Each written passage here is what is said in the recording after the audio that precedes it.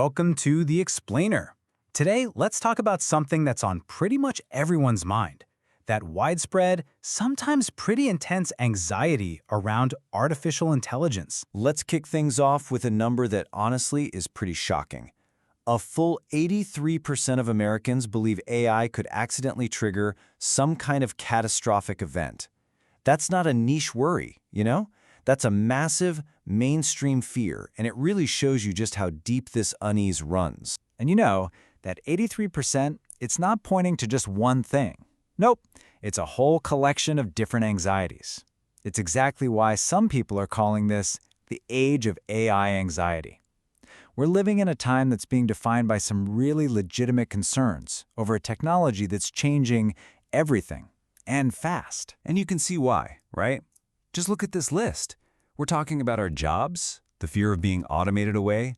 We're talking about losing control to algorithms we don't understand, or facing discrimination from bias systems. And it goes all the way up to these huge existential threats. These aren't just abstract problems.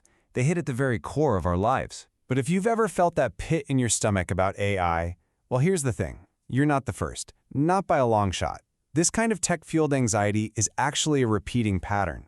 It's a cycle of fear that's popped up with just about every major technological leap we've ever made. Take a look at this quote.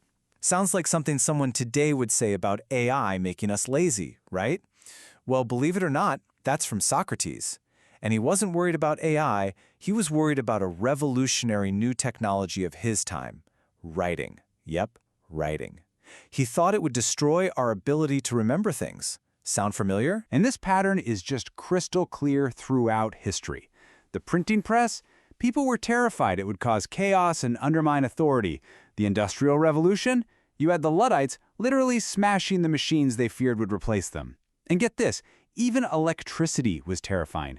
President Benjamin Harrison was so freaked out by it, he refused to touch the light switches in the White House. It's like every big innovation gets met with its own wave of panic. And yet, in every single one of these cases, the same story plays out. Were the fears of disruption real? Absolutely. The world did change for scribes and carriage makers. But the long-term outcome wasn't just replacement. It was adaptation. It was the birth of entirely new jobs and industries that no one could have even imagined back then. Okay, so if history shows us we always seem to figure it out, why does AI feel so different? Why does this time feel so much more intense? So uniquely threatening? Well, the answer isn't just in the technology.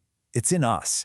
It's in our own psychology. For starters, there's this thing called the uncanny valley.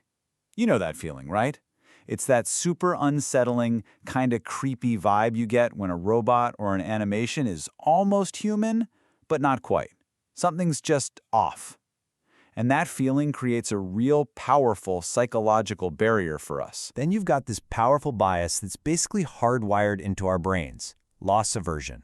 All it means is that the pain we feel from losing something, like a job or our sense of control, it's about twice as powerful as the pleasure we'd get from gaining something of equal value.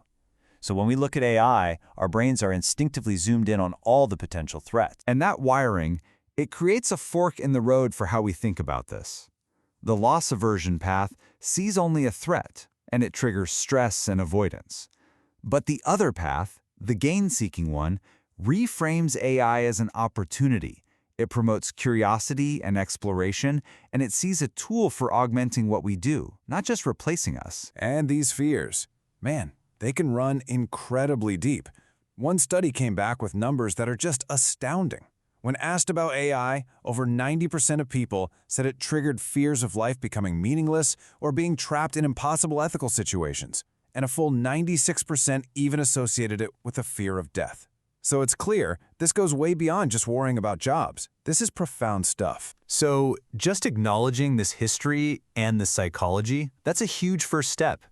It lets us shift from being sort of passive and anxious to a place where we can actively and intelligently start to deal with the challenges that AI brings. So how do we actually move forward? The goal isn't to eliminate risk, because that's impossible.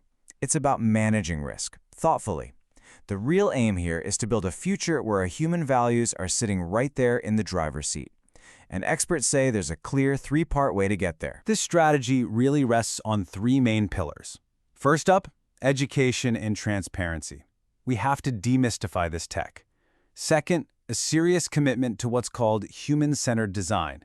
And third, we've got to establish strong governance, clear rules of the road and ethical oversight. This human-centered design idea is so key. It's not about building a perfect, all-powerful AI. It's about designing the perfect partner for a human.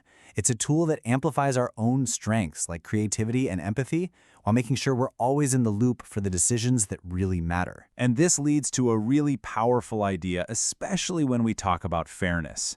We are absolutely right to be afraid of AI bias. But here's the twist. Unlike our own hidden, unconscious biases, we can put an algorithm under a microscope. We can actually identify its bias, we can measure it, and then we can actively work to correct it. That's an opportunity we've never really had before. So all of this, the history, the psychology, the strategies, it all brings us to what might be the single most important takeaway in how we think about the future of AI. We have to remember what today's AI actually is. It is not a conscious being with its own goals and desires. As this quote puts it so well, it's a statistical tool for finding patterns in data. It's incredibly powerful math. It's not magic. And because it's a tool, it ultimately becomes a mirror.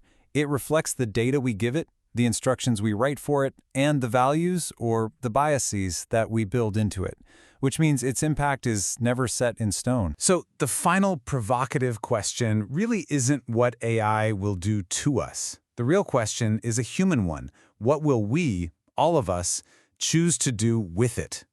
The future of AI isn't being determined by the technology itself, it's being determined by the human choices we're making right now.